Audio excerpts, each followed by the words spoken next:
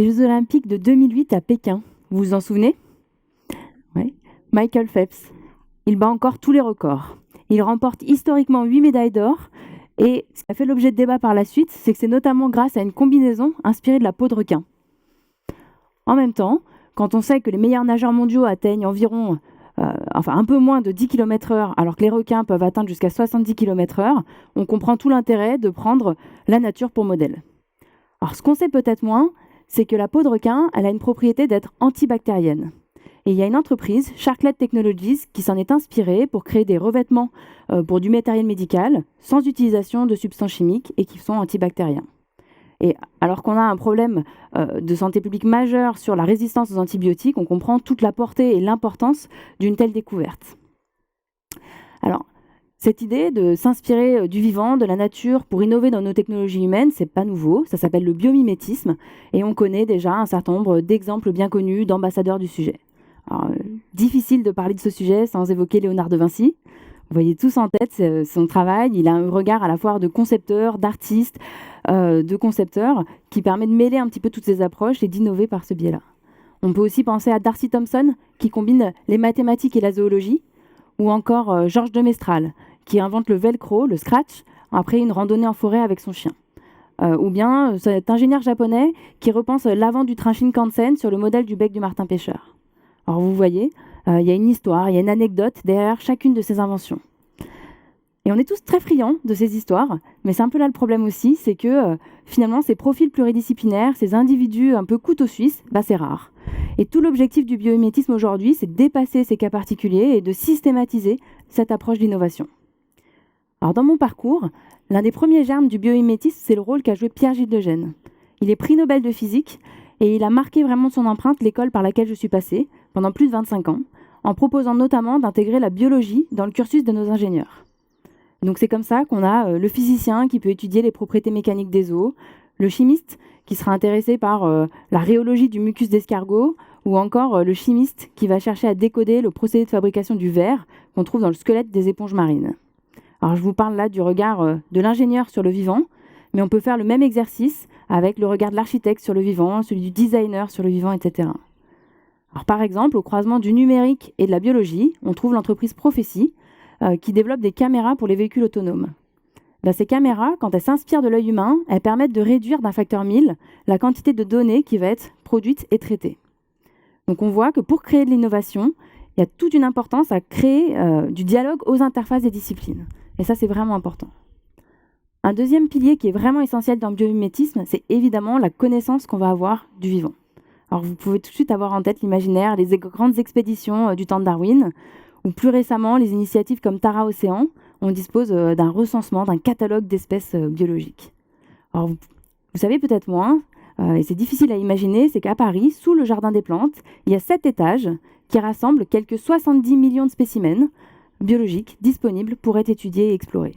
Alors c'est des vrais trésors nationaux. Mais voilà, au-delà de ces modèles, ce qu'on a besoin, c'est de comprendre la fonction et les mécanismes. Et pour des espèces assez simples, même assez quelconques, comme le lierre qu'on va trouver sur nos façades, ou bien les coccinelles avec lesquelles on jouait quand on était petit, finalement, la compréhension des stratégies d'adhésion, d'accroche des plantes grimpantes, ou le mécanisme de pliage des insectes, ça a été décrit dans la littérature scientifique que ces 2 dernières années. Et c'est cette approche fonctionnelle dont on a besoin pour faire une transposition dans la technologie. Quand on cherche sous cet angle-là, dans le vivant, on a déjà une petite idée justement de cette transposition technique.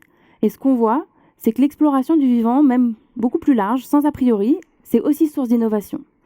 Alors je vais faire une petite référence ici au premier chercheur qui m'a présenté le biomimétisme quand j'étais étudiante. En fait, comment ces chercheurs français développent aujourd'hui un gel qui est capable de capturer les nanoparticules et de dépolluer les eaux, alors qu'ils étudiaient hier la gangue protectrice des œufs d'amphibiens et le mucus sécrété par les méduses. C'est fascinant. Voilà. Et donc voilà, donc toute la richesse du vivant, elle est là. Et la recherche, c'est bien loin d'être un luxe, et c'est même une nécessité absolue pour construire notre futur dans un périmètre qui soit juste et sûr pour l'humanité. Si on organisait les Jeux Olympiques du vivant, on trouverait sans trop de problèmes un certain nombre de champions biologiques. Alors on peut penser évidemment à la soie d'araignée qui va être plus résistante que l'acier ou le Kevlar, ou les antennes d'un papillon qui permettent de capter ou de détecter des molécules dans un rayon de 10 km, Donc on trouve comme ça des performances qui sont inégalées dans nos technologies. Mais la vraie force du vivant, ça va reposer sur sa capacité à gérer de multiples paramètres. Le vivant est multifonctionnel. Si on reprend le requin, on l'a vu, sa peau elle est à la fois hydrodynamique et antibactérienne. Il s'agit surtout d'un matériau nanotexturé, produit à partir de ressources locales et abondantes, désolé Mitch, et qui, sans génération de polluants et à faible coût énergétique. Eh bien, le vivant, c'est ça. C'est un modèle de frugalité et de sobriété. Donc, au-delà de performances techniques singulières qu'on peut optimiser, évidemment, par le vivant, il s'agit bien d'avoir une vision systémique et de prendre en compte toutes les externalités, et c'est ce que fait le vivant. Donc, le biomimétisme, ça repose sur la pluridisciplinarité, l'exploration du vivant, la connaissance qu'on a du vivant, et cette vision systémique. Eh bien, c'est un effort sur ces 3 piliers qui permet en retour de se poser la question différemment, de remonter aux causes du problème et d'aborder vraiment différemment nos stratégies d'innovation. Mon compagnon, il est physicien et il me met souvent au défi de trouver un laser bioinspiré. Alors ma réponse est simple. Pourquoi? À quoi sert le laser? Est-ce qu'il n'y a pas... quel est le but final et est-ce qu'il n'y a pas d'autres stratégies pour atteindre la même fonction que de développer un laser? De la même façon, non, il n'y a pas de voiture dans le vivant. Mais on y trouve des trésors de mobilité. On peut constater l'absence d'embouteillage dans des communautés de quelques 18 000 fourmis. Eh bien, l'application Waze s'en est inspirée pour repenser les algorithmes qui nous guident au quotidien. Ou bien l'entreprise Renault qui repense la consommation des ressources dans les véhicules hybrides sur le modèle du métabolisme du corps humain pendant un marathon. Donc finalement, on le voit, parce qu'on aborde la question sous un autre angle, on remonte aux besoins plus essentiels, aux besoins fondamentaux, et on aborde l'innovation tout à fait différemment. Et parce qu'on regarde dans le vivant des stratégies qui sont déjà testées, éprouvées, filtrées par 3,8 milliards d'années d'évolution, on doit trouver des solutions qui sont bien plus durables.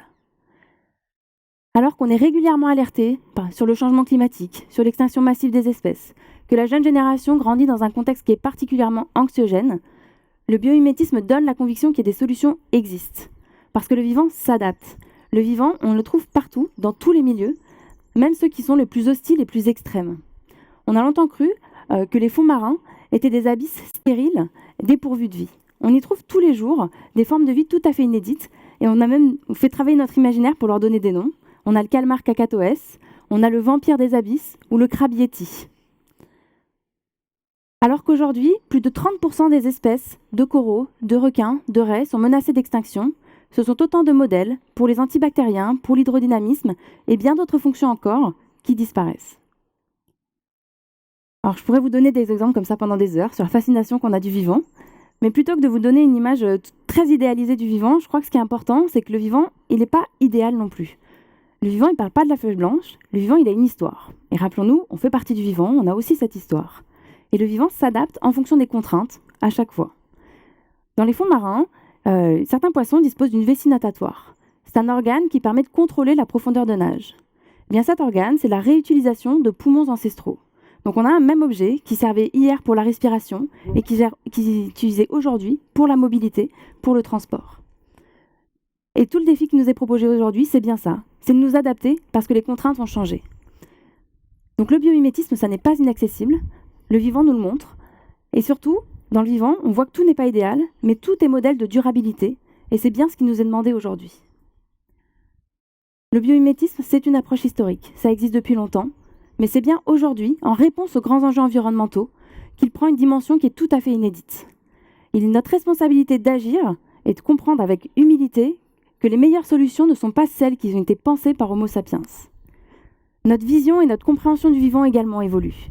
Et on a longtemps eu une image peut-être un petit peu darwinienne de la survie du plus adapté, un peu d'une compétition entre espèces. On comprend aujourd'hui toute la force des collectifs et de la coopération dans le vivant. Eh bien, le biomimétisme, ma conviction, c'est que c'est un formidable vaisseau pour incarner cette aventure collective. Et vous êtes plus qu'invités à bord pour créer des écosystèmes fertiles d'innovation durable. Merci. Merci Laura.